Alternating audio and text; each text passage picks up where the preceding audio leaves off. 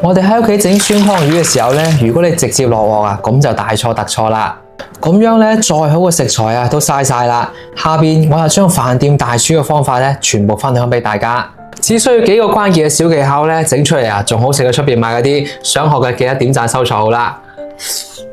整呢個酸湯魚片咧，我哋可以用生魚或者鱸魚啦。呢兩種魚嘅肉質咧比較實淨啲，而且咧骨少肉多，屋企嘅老人家小朋友咧食起身放心啲嘅。但係咧，我哋千祈唔好買鯇魚啦，鯇魚嘅骨又多，而且咧肉比較霉啲。我哋呢邊啲生魚咧都幾平啊，先8蚊一斤，唔知你嗰邊買緊幾錢斤呢？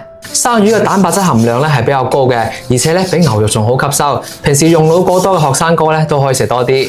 買魚嘅時候咧，可以直接同老闆講，將佢切成魚片，洗乾淨之後加翻啲薑蔥水、2克鹽、半克胡椒粉。薑蔥水去腥效果咧係會比料酒好啲嘅。咁料酒咧多少有啲怪味，小朋友咧冇咁中意。再加翻一個雞蛋清、1克生粉，用手咧不停咁攪佢，搞到佢有少少黐落落咁嘅感覺啦。跟住再加翻顆花生油，防止啲魚片咧氧化變黑。放埋一邊，我哋醃佢10分鐘先。呢個咧就係魚片嫩滑嘅關鍵啦。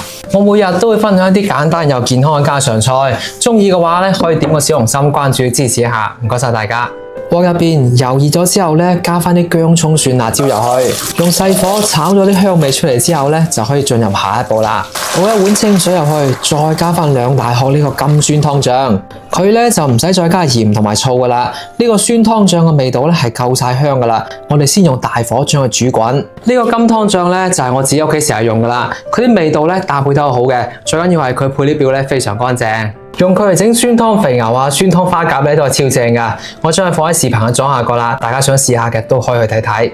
湯底煮滾之後，加翻啲娃娃菜同埋萵筍入去，淥熟咗之後咧就可以撈出嚟墊喺碗底啦。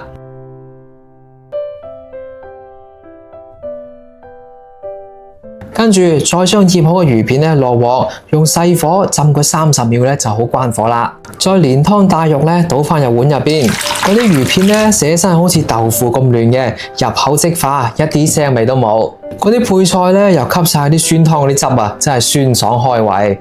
學識嘅朋友咧，快啲收藏起身試一試啦。最後咧，唔好唔記得點翻個讚，加翻個關注啦。